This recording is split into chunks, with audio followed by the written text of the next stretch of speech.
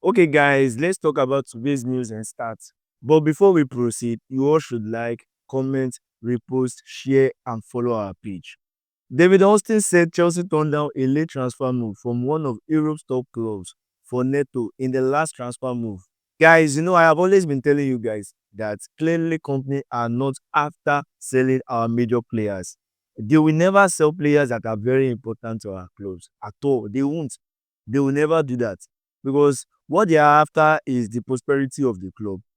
Although they are always after the profit, but they will not sell the players that are bringing huge reputation to the club or players that are bringing huge investment to the club. They will never do that. Neto is very important to us. Kopama is very important to us. Caicedo is very important to us. These players, they will never sell them, except if these players tell them that they want to leave. That is the only time they will feel like selling them off because you cannot force a player who wants to leave to stay, or a player is never important than the club. So if the club feels like, okay, you want to leave, then they will surely sell you. But I am not seeing this clearly company selling off our major players. Rather, they will sell players that are not important. Players that they feel they are not adding anything to the club. These are the players they will definitely sell, not players that are adding to the prosperity of the club. So, guys, let's move on to the next one. Hansi Flick said Barcelona's defeat to Chelsea has been really tough on Barca. Honestly, guys, Barcelona players, fans, and coach, they underrated us. They thought maybe we would just be like all these little clubs that they do defeat. They never knew that Maresca is a genius. When it comes to playing against big teams or even playing against medium or lower teams, Maresca is a genius. He's always studying teams. He always knows what the team is all about and where their weaknesses are. So as a Flick did not even expect something Maresca did against them at the Stamford Bridge. So anytime a big team is playing Chelsea, never ever should other rivals be underrating us because when we are underrated, that is always when we are always performing. And I saw something on X 2 days ago. Chelsea posted a picture where Estevao scored or something like that. They replicated what Barcelona did because Barcelona posted a picture of Iniesta celebrating at the Stamford Bridge. So Chelsea had to requote that post. And Barcelona fans were already saying, Shebi, it is league phase we played. It is not semi-final or so. Now, I want the Barcelona fans to come and see what Hansi Flick just said.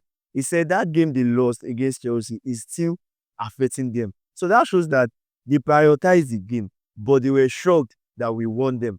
And let's not forget that throughout the game, Maresca did not allow Barcelona to play anything. That shows that what he is truly a tactical genius. He knows what he is doing. So next time, guys, don't underrate Maresca. Even Chelsea fans are always underrating me. Because I can remember when the formation came out, some of them were saying, why will he start Neto as a 9? I personally, I knew he started Neto because of the back line, because of Barcelona's high line. And Neto started showed us that Maresca knew what he was doing. So Chelsea fans don't underrate Maresca for everything he's doing because he knows what he's doing. So guys, let's move on to the next one. Enzo Maresca said Declan Rice is not playing as a holding midfielder. He is playing forward. That is, he is playing like Enzo Fernandez, and it is a different position from Caicedo's position. So guys, we need to stop comparing Caicedo and Rice because currently now Rice is not playing as a 4. He is not playing as a 6. Rather, he's playing as a 8, just the same way Enzo Fernandez is playing at the club. So if we want to do any comparison, we need to be comparing Rice with Fernandez, not Rice with Caicedo. Although Rice was playing as a DM before he joined Arsenal. But right now, Ateta has changed his position. So if we want to be comparing, we need to be comparing Fernandez and Rice.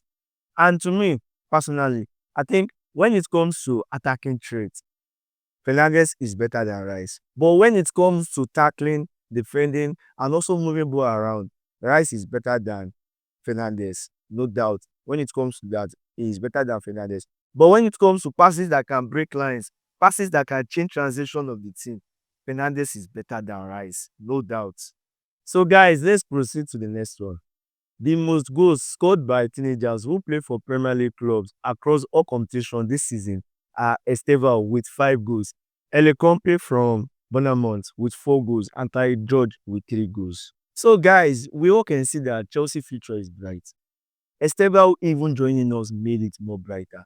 But honestly, I am sad that Ty George doesn't get much minutes like Estevao and the likes. And moreover, I observed that Maresca is always using Ty George off his position. And him playing off his position always make him feel like getting lost in the game. I prefer him playing as a winger than playing as a striker. Although sometimes when he plays as a striker, he's always banking goals. But when he plays as a winger, he is also always playing well. But I think Chelsea want to sell him. That's the major reason why they don't want to be using him more often. Honestly, Tarik to me is a bowler. If he's given much time, him not having much time, he's already scored 3 goals. That shows that if he's having much time, he'll be scoring more than that. I prefer him playing more often than him being on the bench. That sometimes it's not a must for him to start some games. Sometimes you can just come in from the bench, just the way Estevao always coming. From there, he will be gaining more experience, and from there, he will be knowing what to do. But him sitting down on the bench more often shows that Maresca doesn't want to use him or doesn't trust him. So Maresca, please just let him go this January. Instead of him just wasting his talent on the bench, please. And even if you want to use him, don't use him off his position. Because anytime he plays the striking line position, he's always lost. So guys, let's move on to the last update. Ronaldinho said after Messi and Neymar, the best dribbler for him has always been Eden Hazard. He said Hazard doesn't just dribble to entertain. He dribbles to create, to break the defense apart, to make beautiful football again. Well, to me, that's Ronaldinho's opinion. Because I think dribbling is not all about doing step overs. It is not all about doing ball flicks. It is not all about doing this or that. It is about creating chances with it. It is about moving the ball forward. It is about scoring goals with it, and not about doing that for your own individual praise, but doing that for the team. Hazard did his own dribbling just like Messi. When Messi was at Barcelona, he was dribbling and he wasn't doing step overs. He wasn't doing ball flicks. He wasn't doing some unnecessary dribbles. He was just cutting players, dribbling forward, creating chances with it, scoring, and even breaking what the defense with his dribbles.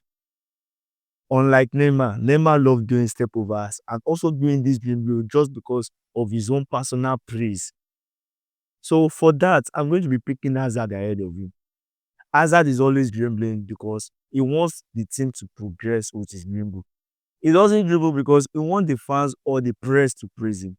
He dribbles because he wants the team to progress.